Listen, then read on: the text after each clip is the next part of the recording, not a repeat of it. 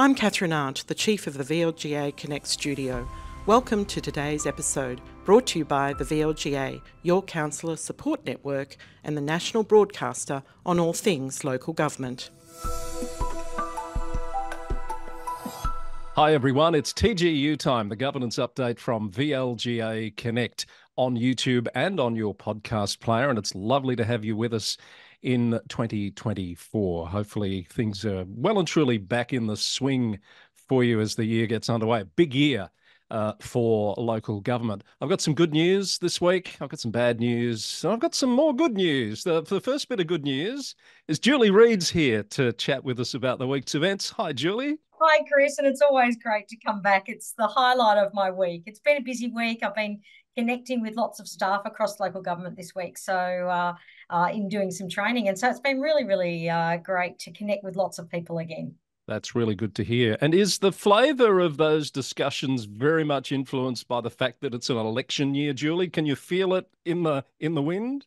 I can feel it. It's coming. It's a big wave, and everybody's feeling super busy very early on. Yes. And of course, right down the eastern seaboard, it's election year. Queensland going to election very soon for councils.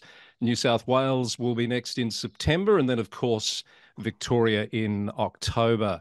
I do have a bit of bad news to tell you. And the bad news is that Tony Rownick from our sponsor Hunt and Hunt Lawyers is travelling and unable to join us on the program this week. So we won't have his insights and his legal prowess to call on. But that's the good news. The bad news, here's the even better news. We've got a special guest panellist this week, and I'm absolutely delighted to welcome Kendrea Pope to TGU. Hi, Kendrea. Hi, Chris.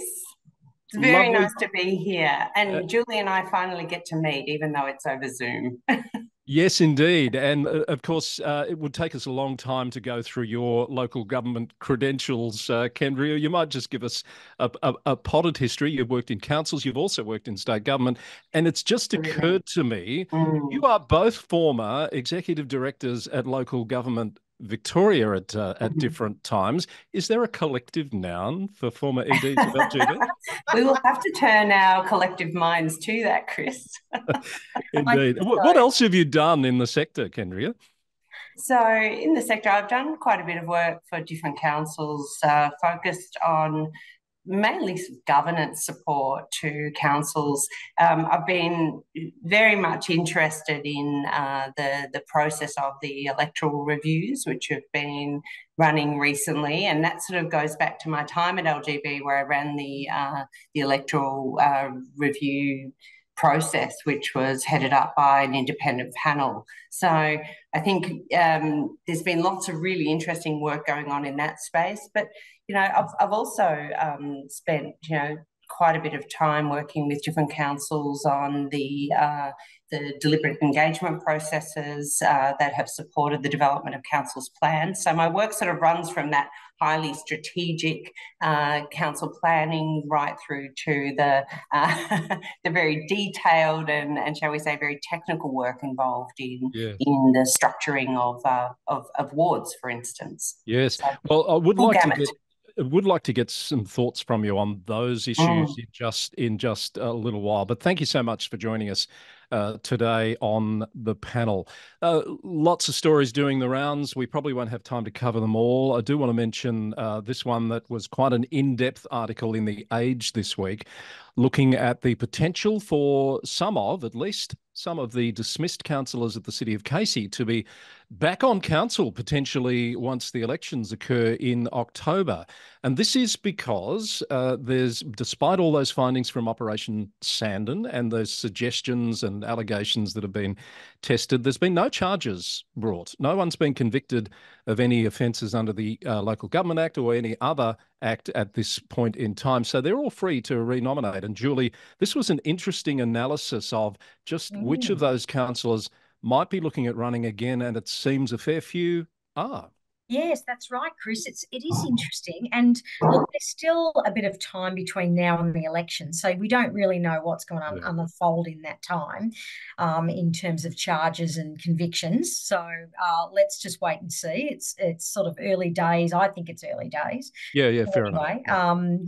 Look, and we know that investigations into these kind of things take a long time, but you never know what's going to happen between now and then. Yeah, look, it's slightly worrying that we're in this space, though. I mean, I think there would be a nervousness around the sector, and particularly for Casey Council around some of the return talk. But we know that we had that return talk down at South Gippsland as well, and the community saw sense down there, and they didn't reinstate the councillors back at South Gippsland. So it's an interesting to reflect on that. Although we are talking about very different councils, this is in the metropolitan area where people are maybe not as well known, etc. However, there's been a lot of publicity around this. So let's sort of put our faith a bit in the community, in the voter, etc., in relation to what's going to happen in that space. I might just jump in there, Julie. I think you make a really good point, which I don't think the article really covers on, what might the community have to say about this. And you mentioned South Gippsland. Brimbank was another example where it was under administration for, I think, 7 years. Ultimately, some of the former councillors did get returned there, but there was a long period of time between those elected groups. We've got the same situation in Whittlesea, where you could argue some of the former councillors are appearing to be more active on social media and around the community. You might think that means that they're planning to run again. You make a really good point, though, about what's the community going to have to say about this. Will they sit in judgment of those councillors based on what they've read and heard, or will they give some of them a second go? I suppose that was where I came from with this particular article, because it was really lacking. I didn't really want to focus on those people that are saying, well, I might run, and I'm considering it. It's and that's what they talk about in this particular article. They name some of the previous councils that are saying, well, I'm considering it, and I don't know. I'm taking it with a grain of salt at the moment. I suppose that's the way that I'm looking at it. I'm not thinking this is definitely all going to happen at this point in time, because there's so much time yet still before the election. So, yeah, look, I would, I'm still sceptical about all of them getting back in. I'm still putting my hope in the community will vote the right people in, that will do the right thing by the council, and that we won't get return people that have been part of a critique that's come through from IBAC, where behaviours have led to the demise of the council. So, that's all I really wanted to say about that, I think. Yeah, fair enough. And it should be noted that both Casey and Whittlesea have put a lot of effort into community leadership development programs during the period of administration to foster that next generation of representatives. So, hopefully there'll be a fair bit of new blood vying for those positions as well. But a few months to go. And I know a lot of candidates are sitting back looking and waiting to see the outcomes of the electoral representation reviews that were conducted last year for a number of councils, 39, I think, if memory serves. And this week, the VEC has announced they've started ward boundary reviews. That's the review of the internal boundaries of wards to make sure that the number of voters match, plus or minus the number of elected representatives. Those processes, I'm sure, are very familiar to you, Kendrea. In fact, you might have advised a few councils around the electoral representation review processes last year. What's your take on what we might see come out of those once we get some announcements from the Minister? I think it will be really interesting. So I've looked at the preliminary reports which have been published, and I think I'm particularly interested in those councils that are growth councils, both the interface growth councils and the interface councils that have lower levels of growth, because I think for those areas, or any council that's going through significant intensification of development or change in their municipality, We're going to have to get used to there being fairly frequent boundary reviews at least. But certainly in looking through the preliminary advice that's been put in front of the minister, it does throw up some interesting patterns that are useful to look at from a sector-wide perspective. So, you know, if I look at one growth council and compare it to another, which is in the interface category, and compare it to another interface council, you can have very different voter to councillor ratios arising. So in one council, and I won't name councils because they're just by way of example, in one growth interface council, we have around 23,000 voters per councillor. And those numbers are actually a couple of years old now, so those numbers would have increased. In another interface council, you would have around 13,000 voters per councillor. So there's 10,000 voter difference. And it's interesting when you read the preliminary reports. In both those instances, the panels have recommended, in one instance, they've recommended that either 11 or 12 councillors would be an appropriate number. And in the other instance, they've also recommended that 11 councillors would be the appropriate number. So the difference in the voter to councillor ratios are quite significant. So for me, it just raises those questions around sort of at the system level, whether there is even equality of access to elected representation at the local level. So it'll be really interesting to see what decisions are made on the basis of those preliminary reports. Kendrea, a couple of, if I may, just a couple of things there on what you've said. So what is the import or the impact of having that stark difference? If you've got an elected representative with 13,000 residents and one with 23,000, if they're in different councils, I guess my devil's advocate question is does it really matter?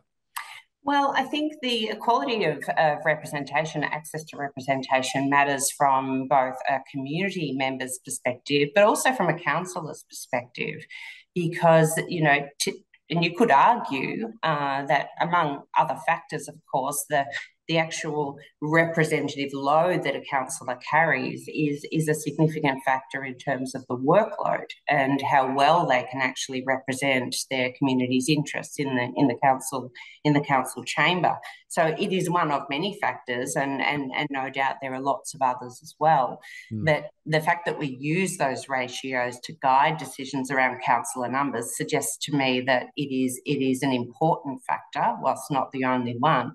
The other thing that's worth keeping in mind is that councillors don't just represent voters. Councillors represent the community, including those that do not have a vote. And that's young people, children, those that are not citizens, those that do not own property in the municipality.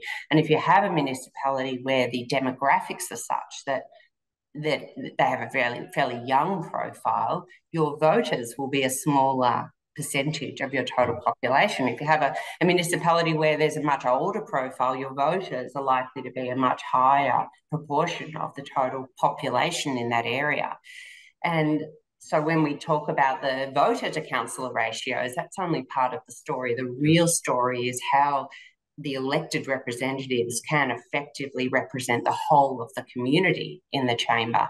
And, you know, when those numbers start to grow exponentially, and certainly if councils, particularly the growth interface councils, start to hit your statutory maximum of 12 councillors, your numbers are just going to go northwards there. So, you know, I think in the future, there is a question around that statutory maximum and whether there needs to be any adjustment there to take account of these councils that are going through very significant change, that have very young populations, that are growing rapidly and starting from a really large base. It's just a question to be, you know, thought through around how you actually ensure an equity of representation right across the sector, not just within one council, but between one council and a neighbouring council. So on that statutory maximum, I thought there was potential to have 13 councillors. You're suggesting that 12 is the maximum, and I wonder why? Why would you have an even number as a potential maximum? Because that can be a recipe for disaster in itself, can't it? I think the pattern of results, I'll throw to you in a second, Julie, the pattern of results in the past arising from previous reviews is that we have ended up in a situation where the vast majority do have an odd number of elected representatives as opposed to an even number. Under the new system, there's no guidance in the Act in respect of the choice of number of wards, which translates, of course, to the number of councillors in a single member ward situation. So the panels are in that situation where they're relying on past good practice in electoral review and some really solid and well-established first principles and conventions. But it will be interesting to see if they continue to recommend councillors are constituted with an odd number of councillors as opposed to an even number of councillors. But absolutely, the past practice has led to a result where they are predominantly councils formed with an odd number of councillors. It just becomes so difficult in voting. You hear so much more nowadays about the split decisions, the factions between councils, and to go to even numbers of councillors, to me, doesn't really make much sense, because it makes it very, very difficult in that decision-making process when you often find yourself in that split situation. I mean, obviously, and it possibly then puts more onus back on the mayor exactly. to take the casting vote more often as well. And it's quite an ask for a mayor to take a casting vote. Sometimes obviously they like the casting vote power, but other times it can create lots of tensions between the group. And often, usually the group that doesn't want to see whatever the change is that's coming in would be pressuring the mayor with this notion, and I'm interested, Kendrea, perhaps in your view on this notion that you should never use a casting vote to do anything other than preserve the status quo, which is not written anywhere, is it? No, obviously it's a convention that is sometimes observed and often not. So I think it makes it's certainly very difficult in the chamber where you have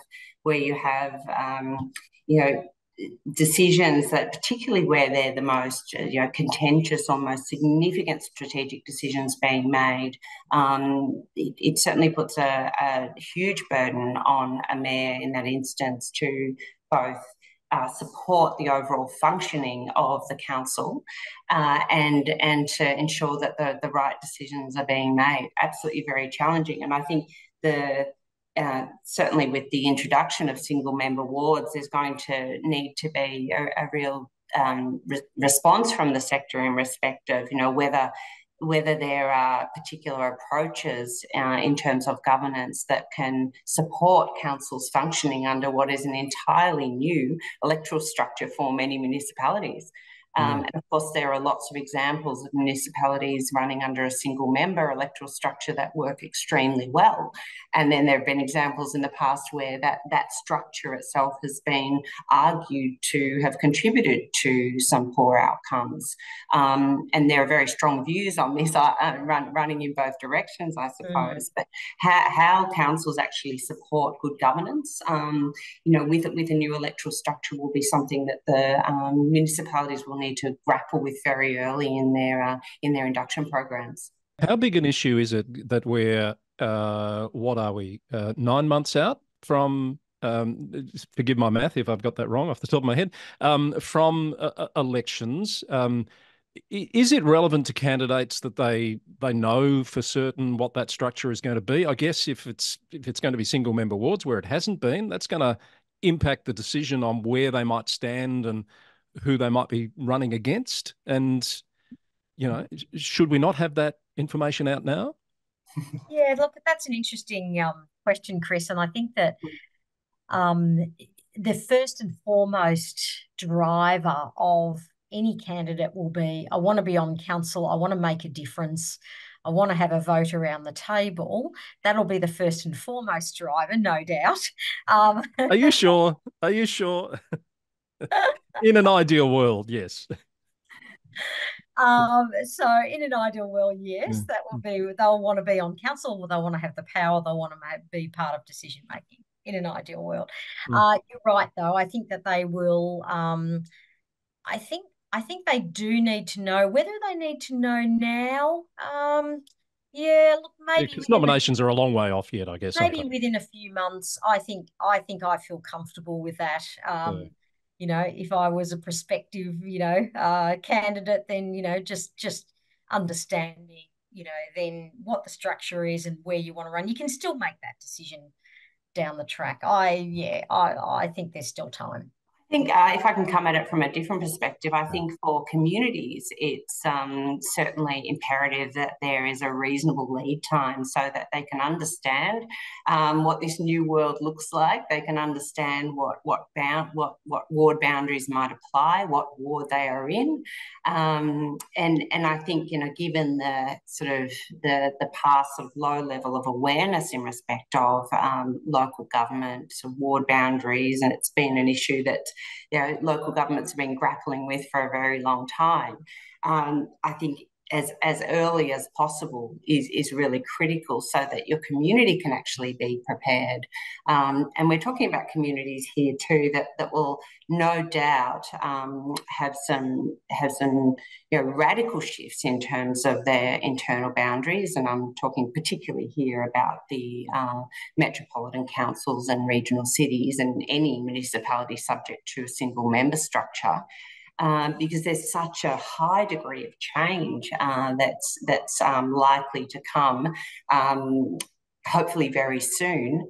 There's going to be a huge job at the local government level to actually support the communication of those changes, and keeping in mind, of course, that there's also at the same time a process of constructing new electoral roles going on. So councils are very busy supplementing what is the VEC component of the role with what is called the CEO's electoral list. So communicating with property owners, supporting the application process for those that will take up the what's colloquially called the property franchise. That includes both property owners and occupiers. So there's a huge amount of work that's running in parallel with the government's consideration of these electoral structures. So it will all happen obviously very shortly, and there'll be a huge amount of change to communicate to communities and to prepare them for actually getting involved in local government. I thought you were going to say I thought you were going to say in the fullness of time then, Kendrea. I've never said those words, no. Julie? Oh, yeah, Chris, I was just jumping on the back of what Kendra has just said about the community. It's interesting when you look at three of the metropolitan councils that are next on the list, I think Boroondara, Greater Dandenong and Cardinia. If you think about the communities in each of those areas, they're vastly different.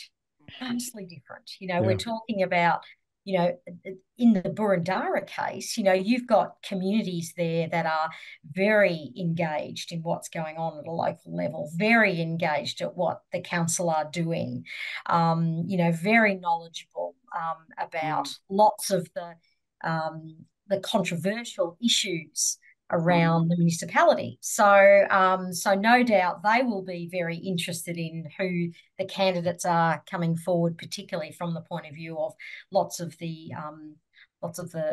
controversial, say, for example, sort of planning matters that occur in Boroondara. Whereas Greater Dandenong, we're talking about a different kind of community that are probably less engaged generally, I think, with the council but and may just wait until the time comes when their ballot pack arrives in the mail, and then they go, okay, I've got to read and decide on who I'm going to vote for. And it was interesting in talking to some of the staff this week across councils, and they were talking about how, they kind of, they was sort of staff at more junior levels were saying that they just wait until the ballot pack comes out and then they read it and then they make a judgment about who they're going to vote for as a ratepayer in the area. So, I don't know how much the community are engaged in this before the election, actually, before the ballot pack arrives in their mail. I don't know. I do. Not very much. Yeah, not very much. I just... I'd say it's very small percentage that show an interest, despite the efforts to raise the profile, because they're not sexy processes, are they? And we probably should wrap up this part of the discussion just to make the distinction, to be clear, that the processes that are just kicking off now for 10 councils are ward boundary reviews, the electoral representation reviews, those broader questions about what the ward structure will be, single member ward or otherwise, etc. The 39 councils that underwent that process, that occurred last year. We're still waiting on the outcome of those. I'm not sure how long it will take to get the outcome on the ward boundary reviews, but Kendrea, I'd suspect that'd be a couple of months at least away, wouldn't it? Well, there are statutory timelines that need to be met.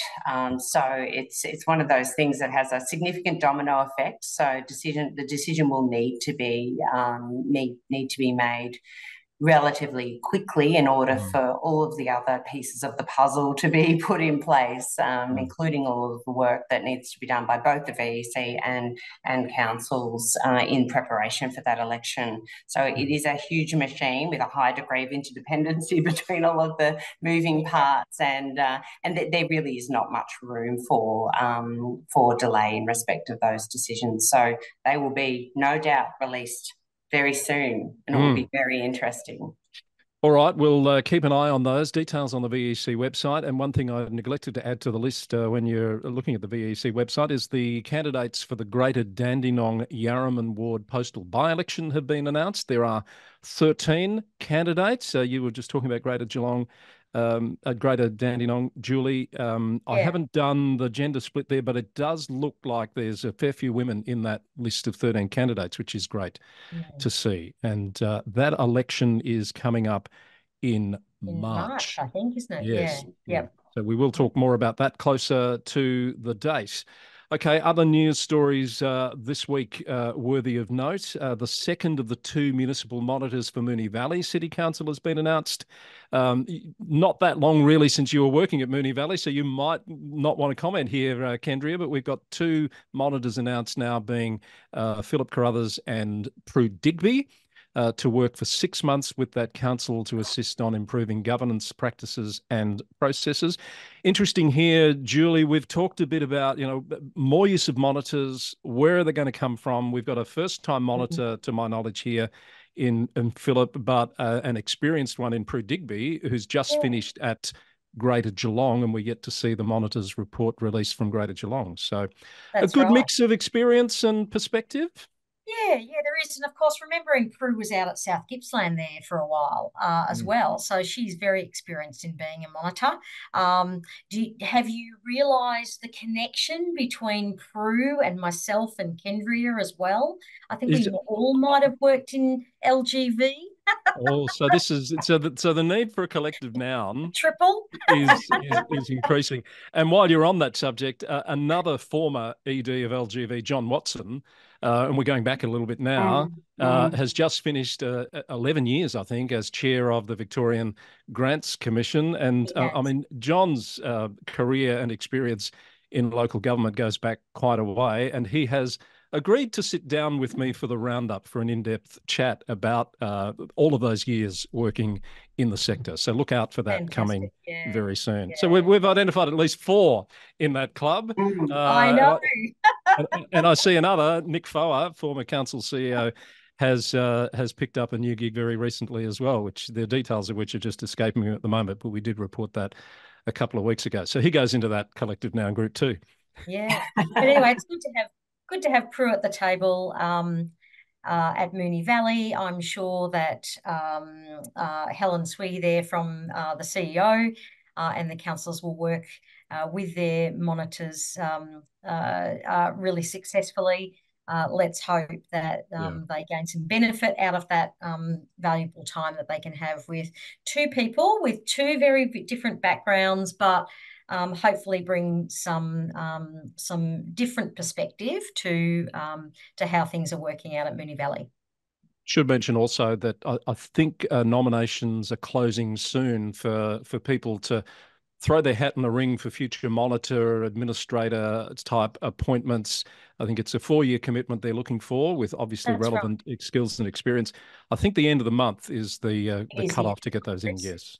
Details, no doubt, on the LGV website there. I want to send out some best wishes to Jessie Holmes, who I know is a long-term viewer and supporter of VLGA Connect and the Roundup. Jessie was announced last year as the incoming CEO at Hindmarsh Shire. She was due to take up that position in October, hadn't taken it up yet because she's been dealing with some health issues. Very sad to read this week. The council has announced that Jessie, at her request, has been released from her contract, won't be taking up the position while she deals with those health issues. Just want to send out our best wishes and hopes for a speedy recovery there, and best wishes to the council too, which obviously is now starting that process of recruiting for a new CEO all over again. Yeah, all the best, Jessie. We're thinking of you. Absolutely. All right. I thought this was great, and we might spend a few minutes talking about this. Warrnambool City Council has become, as far as I'm aware from a bit of digging, the first council, certainly in Victoria, to develop a policy for dealing with AI. Kendrea, this is a great piece of work, and how good to see Warrnambool getting ahead of the bunch here. Absolutely. I only looked at this just late last night, but I read the council report and the accompanying policy, which was endorsed, and it's a very good piece of work. I mean, they're grappling with some very complex issues, including the challenge of the reality being that when councils are going through transformation processes, as what nearly every council is going through, that when they're seeking products in the market to improve customer experience, that there's so much embedded AI in those products that it's actually very difficult to sort of stem the tide. So they've grappled with this challenge, and I think kudos to them for actually developing some policy parameters which will help them make very informed decisions around how they will find out what they're actually bringing into the council suite and how they will ensure that the proper protections are in place.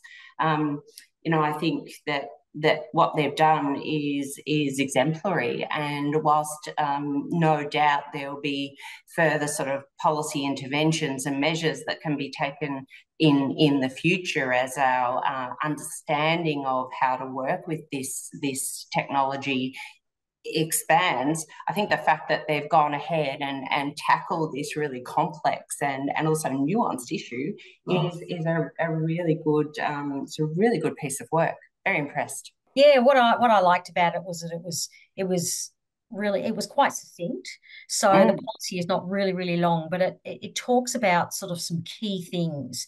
It talks about, when you're using AI, it should be deployed responsibly. They're saying that we still should have human-centered decision making. Really important that we're still accountable in everything that we do, and we have that human-centered accountability, I suppose. So let's not just rely on AI. It talks about transparency, which is really good because it links nicely back to one of the key principles in the Local Government Act of, transparency within councils. And it also tackles that issue of privacy protection and security. And, it was interesting to reflect as this hit the news this week. I was in talking to a bunch of staff about and saying that Warrnambool had released this, and they were all of the view that this was coming, in waves for them. They were saying, look, all councils are going to have this very soon. They were of that view that was going to happen. But it's interesting that a lot of staff are tinkering with it at the moment. And so with staff starting to use it at that practical level and tinkering with it, I think it's really important that councils do have a policy because, how do you know how much the staff are using it and how it's informing things, research that they're doing, reports that they're writing, etc. So they need to know and understand how to handle it and what the council expects of them in relation to that. So, good on Warrnambool. It's I haven't seen anybody else put one out there. So if there is another one out there, please let us know. Someone will let us know. Yeah. I think this is the biggest technological development since social media, and we saw the same thing happen, didn't we? After a little while, organisations, councils included, scrambling to develop their policies to work out how to appropriately manage that. I think an angle in this that's been recognised, which needs to be, is the potential for AI to displace staff, to require less people to do the same work. This is front and centre, acknowledging that risk, but also the benefits of AI, which is great to see. And as you say, Julie, first I'm aware of. I'm not sure elsewhere in the country, but I predict, if not already, lots of phone calls and emails are going into Warrnambool from other councils saying, can we please use your policy as a basis for developing our own? Because that's the sort of stuff that happens appropriately across the sector. I mean, that's really, that's really the way that we should operate. We should share from each other, and at least as a starting point. The only other thing, Chris, I think it's also, really useful and will certainly become increasingly useful the more councils that adopt such a policy. It sends a really strong signal to the service providers in the sector as well. So for those that are offering products and service to transform customer experience in local governments, when they start to encounter councils that in a very sophisticated and nuanced and careful way are actually establishing those policy parameters around what they will and won't accept in respect of AI embedded in products, the market will shift as well, and the market will be in a better position to be very transparent around what is actually embedded within their products.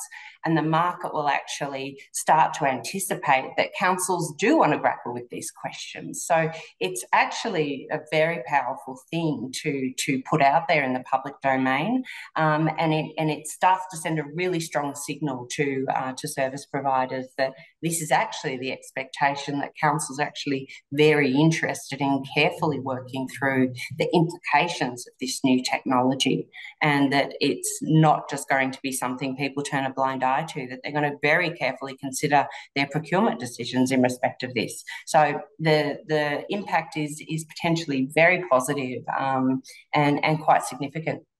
Nerdy governance question for you both. Are we going to see in council reports, how, the staff member writing the report has to declare whether there's a conflict of interest and whether it's been tested against the Charter of Human Rights and all those sorts of things.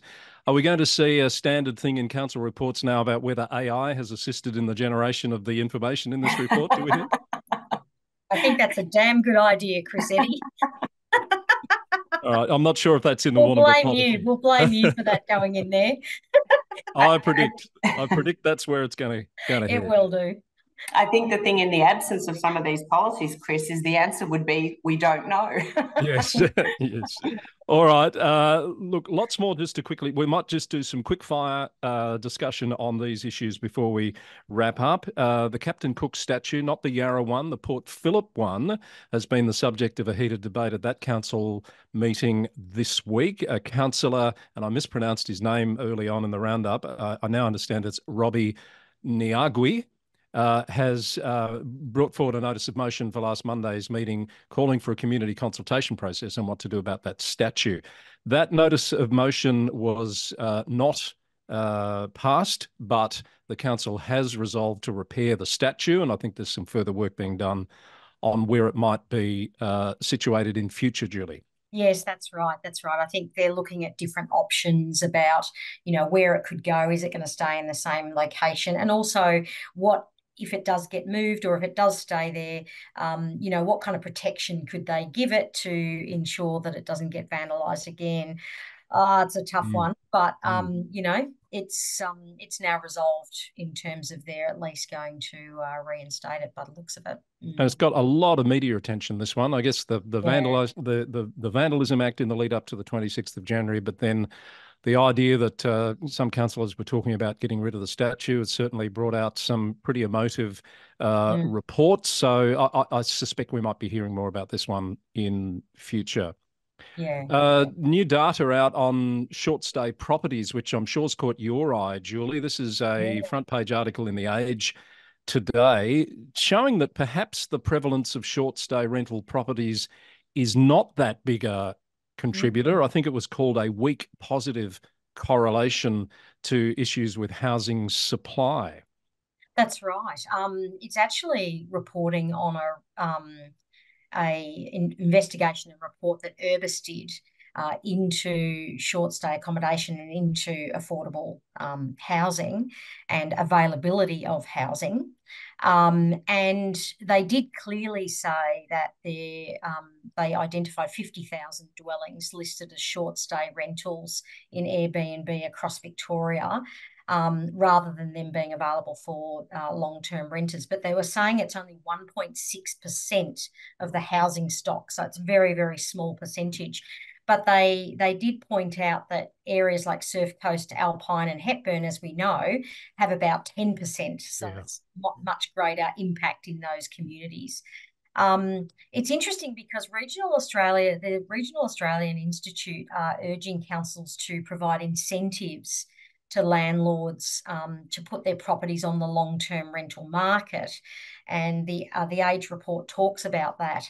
Apparently, East Gippsland Shire wrote to residents. They did a mail-out campaign, and Regional Australia Institute is saying, look, councils should do these mail-out campaigns to try and encourage. But, it is interesting. Urbis did say it was a weak positive correlation, and they're saying there's many other factors that relate to housing affordability and availability.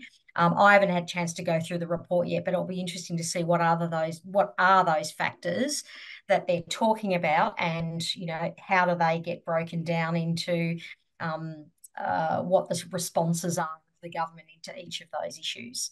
So this one might be one for a further discussion, I think, Chris. Yes, I'm sure you're right. And local government's been saying for a while that it's a much more complex issue than the headlines suggest, Kendrea. Oh, absolutely. And I think, the extent to which local government has effective levers for incentivising, the decisions of property owners, is very, very limited when you compare that to the levers that are held by other levels of government. You really only have tax relief as a potential, rate relief as a potential lever at the local government level, and we all know, that there can be, very significant negative effects from utilising that lever. So I think this is really a challenge that the answers for which are fundamentally in the hands of others. Council is often criticised and in some cases unfairly blamed for the way in which its operations impact on housing supply. And I think the issues are much more complex than that. It is quite frustrating to read, particularly the sort of headlines around, around housing supply and housing affordability being somehow a product of the delays in statutory planning decisions at the local government level. The response is, that's not an adequate answer to the problem. The issues are much more related to infrastructure, bringing online infrastructure, broader state planning policies that local governments need to comply with, and other incentives and disincentives at the federal level as well. So, I think it's interesting that councils are being urged in some instances to write to all of their property owners, encouraging them to bring properties onto the market. I think that's one thing that can be done. I can't imagine it would be a very effective strategy. A few councils. The answers are elsewhere. Yeah, a few councils have done that, a few mayors around the country, not just in Victoria. And I think you're right. I don't think it's tipped the needle much at all. Certainly haven't seen it reported as having done so. No. We're almost out of time. A couple of things I do want to mention in passing, and people can seek these out if they'd like to know more. The McKinnon Prize, which is an Australian award for political leadership. The shortlist for the 2023 award has been announced this year. Lots of political leaders from all levels of government across the country. What caught my eye? A joint nomination for Councillor Anthony Tran of Maribyrnong and Councillor Jasmine Nguyen of Brimbank, a friend of the program and a rusted-on listener of the Roundup, I understand. Both former mayors of their councils. They've been jointly nominated in the Emerging Political Leader of the Year category. So congratulations to them. The winners will be announced in a month or so, I think, certainly at a later date. Also of note this week, new legislation in the New South Wales Parliament, which the government says is to give councils certainty about demerging. You may be aware, a number of forced amalgamations there back in 2016, and some of those councils, they want to uncouple consciously, if I can paraphrase Gwyneth Paltrow and Chris Martin there. That legislation has not gone down well with the sector. It's been described as sleight of hand and a cunning public relations exercise by the head of LG New South Wales, basically because it says councils will have to meet the cost of demerging, which could be $150 million plus, the estimate is, for any of those councils wanting to demerge. So there'll be more heard about that, I'm sure. Guys, I wanted to focus on this one. This is a there but for the grace of God go I story. In the UK, a council has consulted on a new factory which has now started to be constructed, and the people in the street where it's been constructed have said, what's going on here? And it turns out that the council actually consulted the wrong area. That's a bit of an oopsie. Julie and Kendrea, both of you with some planning background, but Julie, big mistake. Oh boy. Yeah, this is a big factory. This is a Weetabix factory. Yes, it is. Yes, this is a big development. Yeah, this was Northamptonshire Council. That's it. It apologised for the confusion over the location of the factory, which led to the department, the planning department, consulting the wrong street. So it seems as though it was to do with the confusion over the site. So look, they've flagged the error, which is a good thing. But, obviously will be taking a serious hit for this across the community. Yeah, look, it's confirmed that the error had not impacted the lawfulness of the planning permission. Yeah. So it was an interesting case from that point of view. So it can still press ahead, but there's an impact on reputation of the council. Absolutely. Yeah. Yes. Not good. Not the kind of thing we want to see. And you don't see that very often, thankfully. No, you don't, which is probably why it caught my eye. We usually have, Kendrea, a story out of the UK, mainly because Julie's very UK focused. I am. I was thinking it's interesting that the reputational damage on this is so significant that we're talking about it on the other side of the world. Good point. It's a good case in point, isn't it? That, the councils work so hard and are subject to such strict requirements in respect of community engagement, not just around strategic land use planning and statutory planning, but in respect of their broader strategic planning. And there is so much work that goes on and so much really good work that goes on to ensure that rights are respected in the making of those really significant land use decisions. And you have one instance where things go awry, and unfortunately the effect of that, particularly where it gains momentum and does attract a lot of attention, is that that sort of feeds into some negative perspectives on local government that are really so unwarranted when you consider the amount of work that is going on in every local government in engaging with their communities on a daily basis, as well as through all of the prescribed processes. So it's a pretty interesting one to make that point. Yes, and I can't help but go back, Chris. Can't help but go back to the AI and say the use of AI in this circumstance, would this have eliminated a human error, or did it cause it in the first place? Yes. Correct. We don't know. So yeah, we'll have to. Well, when I'm over in the UK again, I'll have to go to that council. I have to. You were, I thought you would do that. Also catching my eye from overseas is a council in New Zealand that said they're not going to rely on the weather forecasts that are coming from the official weather service anymore, because they had some overestimated rain warnings leading to public concern and disruption. They ended up being unnecessary high alerts and emergency measures. So there's another interesting overseas story, but not too far away that time in New Zealand. I thought I thought we were done, but somebody slipped something about Taylor Swift into the running Chris, sheet here. Who was this? Is this you, Julie? Chris, I've got to talk about it because there is fever pitch happening in Melbourne. Final word for the week. And do you know, any program that mentions Taylor Swift, and we'll have to make sure it goes into the description for the episode, contributes to a massive bump in viewership and listenership. So take it away, Julie. Yeah, well, look, there are phenomenal amounts of people in local government that are going to be going to the Taylor Swift concert.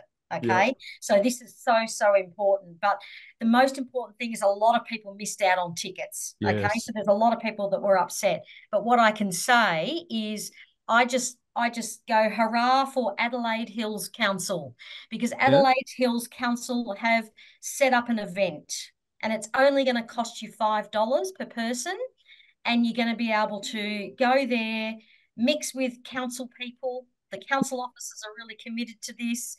They're going to be able to listen to Swift music videos and have Swift sing-alongs throughout the day. You know, that's going to happen, I think, next weekend. If you're in Adelaide Hills, go and support the council. I just think it's a great news story for councils, getting on the back of what is, you know, the report that I read was that there's a lot of businesses that are jumping on the back of Tay-Tay's arrival and making lots of money from Tay-Tay. Good on Adelaide Hills Council. And that's all I'm going to say about that, Chris. Am I understanding this correctly? They're going to put Taylor Swift CDs or Spotify playlist on the stereo and say, come along and sit around with us and listen to Taylor.